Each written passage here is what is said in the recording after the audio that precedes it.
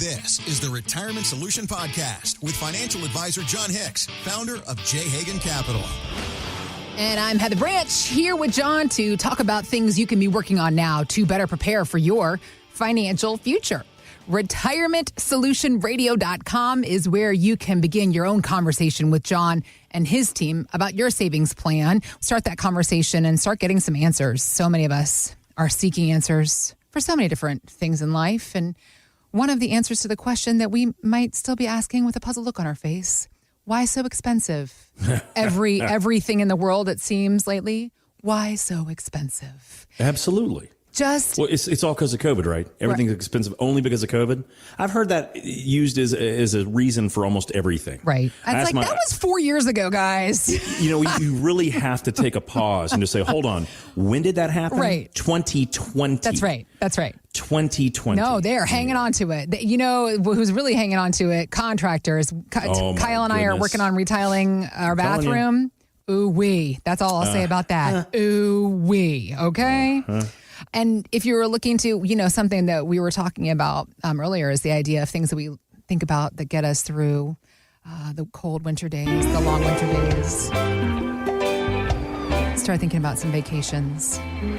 Oh, that sounds good. I can already taste the Mai Tai. Feel the hot sand on your feet. I'm seriously, those tanning salons? I swear on my hair, I'm a 44-year-old woman. Sometimes I will go into them, get into bed, not because I want to be tan. I just want the heat and light on my body. Sure. What is it? Vitamin K, vitamin D? You get all kinds of vitamins from the sun. Mm-hmm. Yes. Yep. Well, that's what I feel like I've been missing so much. We have all been missing it. We've had a little bit more sunshine here recently. It's coming with cold weather still, but sunshine, that makes a big difference. I think we talked about it last week or the week before, where we had the most days of doom and gloom, or not doom. We'd had more days of gloom to start out 2024 than we've had in like 16 years. And I'm like, I feel that way. You feel it. It gets to you. It gets to you emotionally and physically. But now that we got some sunshine, that's okay. So, but maybe you just think to yourself, nope, the sunshine's not doing it. I got to get out of town. I got to fly to some warmer place, even if it's just to Florida. Listen, we support you and your needs. However, we also support your financial purpose in that cause. Listen to us, ladies and gentlemen. When you are checking out of a hotel, check your receipts first. On this latest junk fee is enough to make you go crazy. Major hotel chains that have tried to be more transparent over the past few years by removing hidden junk fees, according to TheStreet.com, are pulling a fast one on us because some of these same chains are now charging a parking fee to guests whether or not you park a car on their property. Sure. Hello. Oh, absolutely. Furthermore, most customers don't find out about it until checkout, and that's if you were one of the diligent ones that checks your receipt before you check out. This is what we call fee structure change. Absolutely. It's amazing how many fees are out there in this world. We recently had to get a new car for one of our family members. Yeah. And I was just looking through all these things. And I'm just like, how many of these things should I really be paying for? It's like, destination charge, inspection fee. I'm like, hold on, how is this not included in the car? Right. Documentation fee, blah, blah, blah, blah. All these things. Listen, I know what the car price said on the thing. And then I know how much, and I understand how much taxes should be, and da-da-da-da-da-da. What about all this other stuff? And I was reading about it.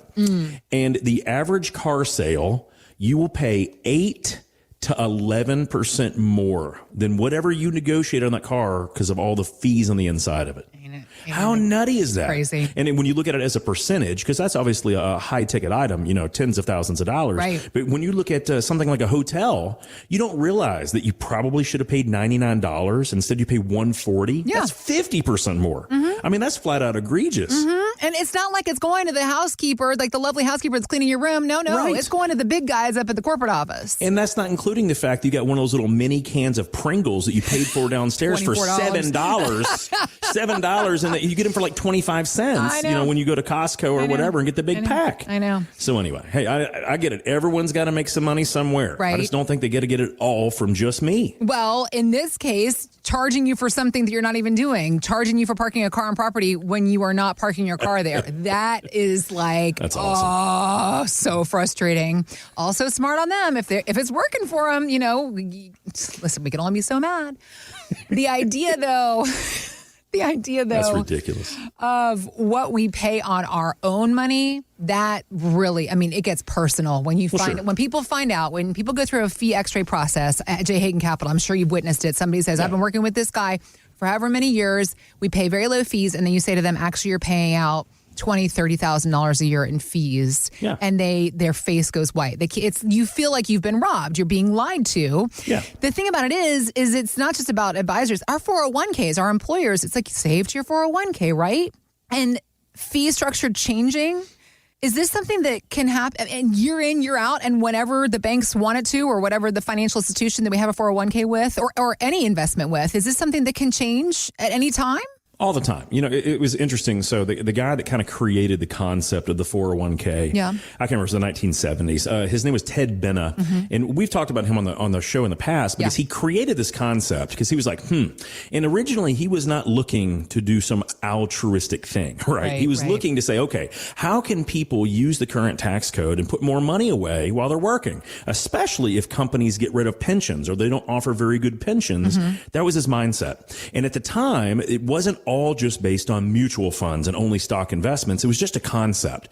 But when you look at it over the years, it is mind numbing to me, Heather. When you look at the internal fees on the majority of 401ks out there, people are paying on average 1.77 to 2.3% a year to own mutual funds in those 401ks. Like that to me is highway robbery. And Ted Benna's whole point was, and he's like, listen, I did not use this concept. I did not come up with a strategy so that mutual fund managers can make fortunes off of all of the workers. Because back in the day, I mean, just think about this for a second. I always have to think about this. Back in the day, if you worked for a company and you put in your time and you were to get a pension, did you have to pay in for that pension? No. The company paid in, right? You were paying in. Yes, you did pay in. You were working every day. You worked there. Yeah, you worked there, right? But you didn't have to take more money out of your pocket to pay in for the pension. You look at today on the 401k, there's so many companies that I'm flabbergasted. They should be embarrassed that they don't match their employees. But there are so many big companies that don't even match their employees on 401ks anymore, which means that the entire effort of saving for retirement is 100% up to the worker. That's it, guys. And in that case, is it even worth a 401k? You should just go and open your own. I mean, because at that point, you're paying for 401k fees. And now you're striking on the nerve. Now you're striking on the nerve. So the point is this. So should we utilize the 401k at our jobs? And the answer is unequivocally yes. Maybe.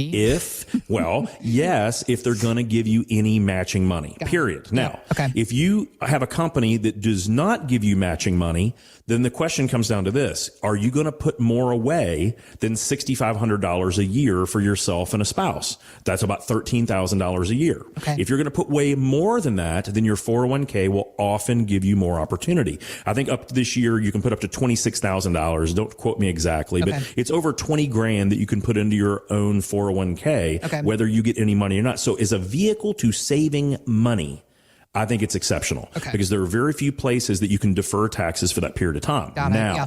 If you do not get a match or you're not going to quite save that much each year, then there are bazillions of better places to potentially put your money in your own self-directed IRA. Take your pick, Vanguard, Schwab, Fidelity, blah, blah, blah, blah, blah. You want to go for the places that have the least fees, number one. Number two, please, I'm begging. I hope you can understand. You can feel the begging now. Please don't buy mutual funds if you have the opportunity to own exchange traded funds or other cheaper things. Mutual funds were fine if you needed diversification and you didn't know what you were doing back in the day.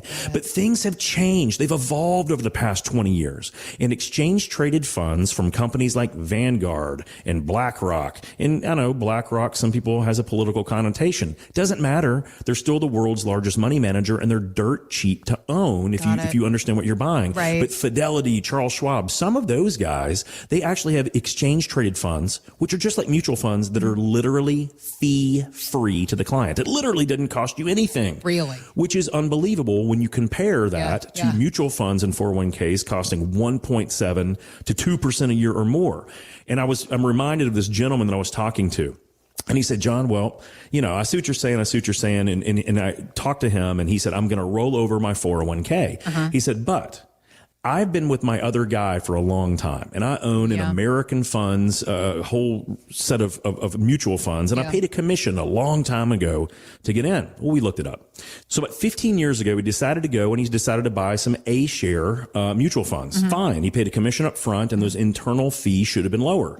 Now, when we analyzed it, though, Heather, he owned a lot of these mutual funds in a taxable account. So he didn't get a tax break for putting the money in. He didn't grow the money without taxes.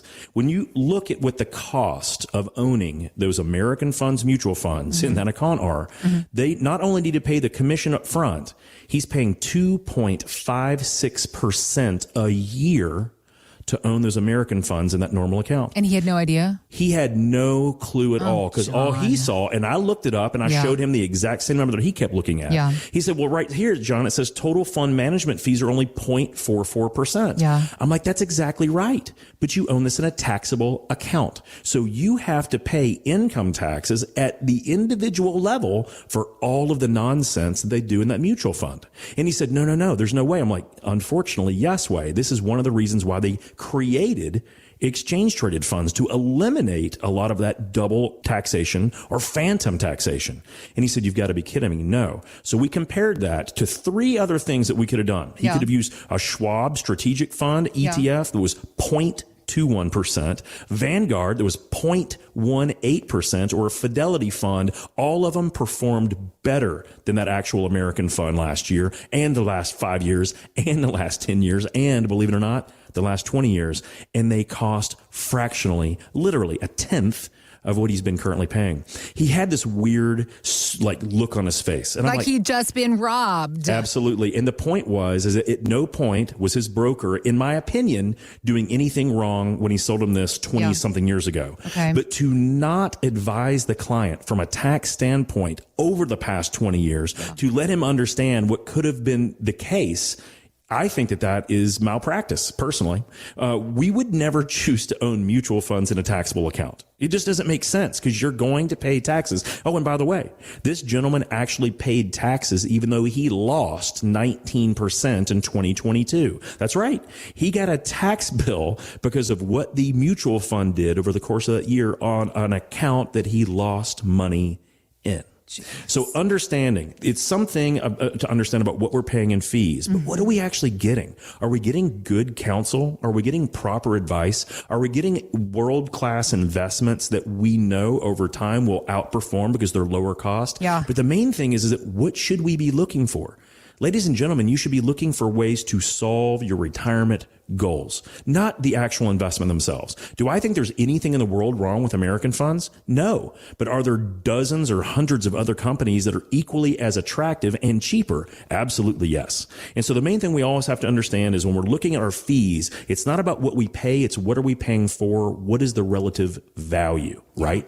So even if you've been working with someone for a long time, the last thing that I want to do is to put a wedge between a great relationship. But the more important piece is you want to make sure that that money that you've been risking all these years comes to you and not to the government, or unfortunately to some other unscrupulous advisor who isn't doing it right. Reach out to my team, get a second opinion, let us do the math, and I assure you, you'll be able to sleep better each and every night because you know exactly what you're paying and exactly the reason why. If you want to connect with the team at J. Hagan Capital, visit us at retirementsolutionradio.com. That's where you can begin your own conversation with John and his team. We also have links posted in the show notes, so you can just click there or find us anytime, retirementsolutionradio.com. Thanks for listening to the Retirement Solution Podcast with John Hicks. Begin the conversation about your savings plan with John and the team at J. Hagan Capital by visiting retirementsolutionradio.com.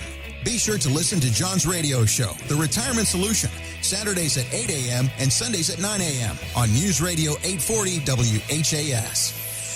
J. Hagan Capital Inc. is not licensed in all 50 states. To find out if J. Hagan Capital Inc. is licensed in your state, please call 502-690-5635. J. Hagan Capital Inc. is not affiliated with nor endorsed by the Social Security Administration or any other government agency. It does not provide legal or tax advice. Annuity guarantees rely solely on the financial strength and claims paying ability of the issuing insurance company. By contacting us, you may be provided with information about insurance and annuity products offered through Jonathan Hicks, insurance license number 548962.